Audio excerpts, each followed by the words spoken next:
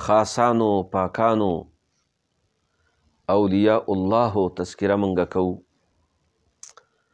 او واقعي دا د کومو پاکو بندگانو تذکره چې کوو واقعي د الله محبوبان دي د الله دوستان دي او د الله د دوستانو یو صفت دا دی چې کوم اولیاء الله وي هغوی دا دی چې هغوی نه ګناه نه کیږي او که چېرته د هغوی نه یو خطا وشي نو الله هغوی په هغه خطا باندې په حال نه پرېږدي هغوی له توفیق ورکوي هغوی ورباندې پوهوي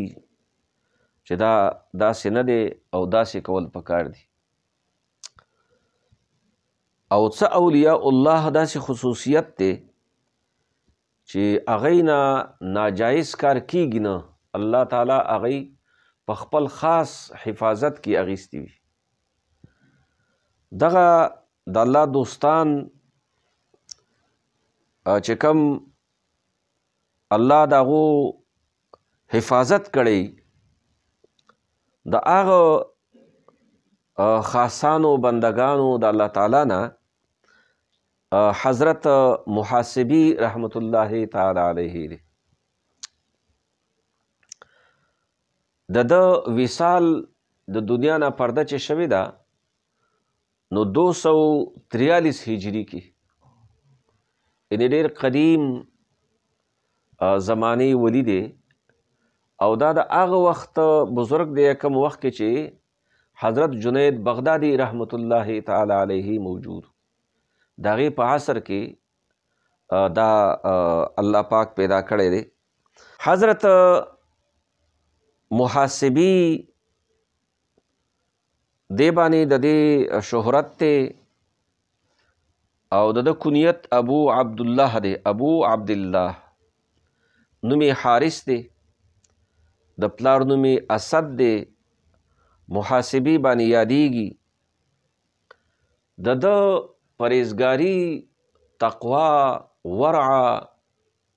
خشیت دا د یو ځان له د نورو اولیاءو په مابین کې د یو امتیازي شان دی د دې والد صاحب ډېر زیات مالدار او کله چې هغه وفات شو د وراثت کې چې کومه حصه رسېده هغه 70,000 درهم هغه وخت کې 70,000 درهم ډېر لوی دولت ډېر لوی چیز و لیکن دا تاریخي دنیا د دنیا سره محبت نه کاو او دنیا خوښوله نه د الله د رښتینې دوستۍ نښه دا ده د رښتینې دوستۍ نښه دا ده چې د الله چې کوم واقعي دوستانی رښتینې دوستانی هغوی به د دنیا سره محبت نه کوي بس دومره دنیا سره به تعلق ساتي چې هغه په دنیا کې د الله د عبادت نه پې ونوځي خو د هغو د زندګۍ غرض به نه دنیا جمع کولی نه به مالدار جوړېدلی او نه به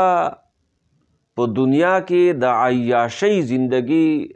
تیرول وي او نه به په دنیادارۍ کې په مال او په دولت او په عیش و عشرت کې د دنیادارو سره صفت کوي ځان برابروي دا د دغه قبیلې بزرگ دی چې د دنیا نه نفرت کړی دی د چې کوم پلارو نو هغه د تقدیر منکرو تقدیر یې نه مانه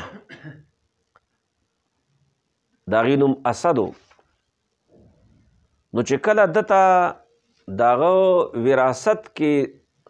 70,000 درهم هغه وخت کې 70,000 درهم پاتې شوي نو دی ویل چې یاره زه د ده میراث نه اخلم.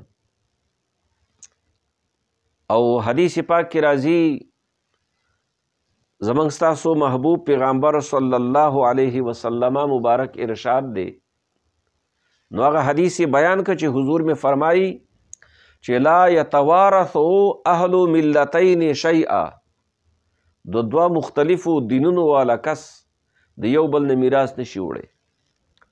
وی زما سلامتی په دې کې ده، زما خیر او عافیت په دې کې دی چې زه د خپل پلار نه میراث وانخلم. حضرت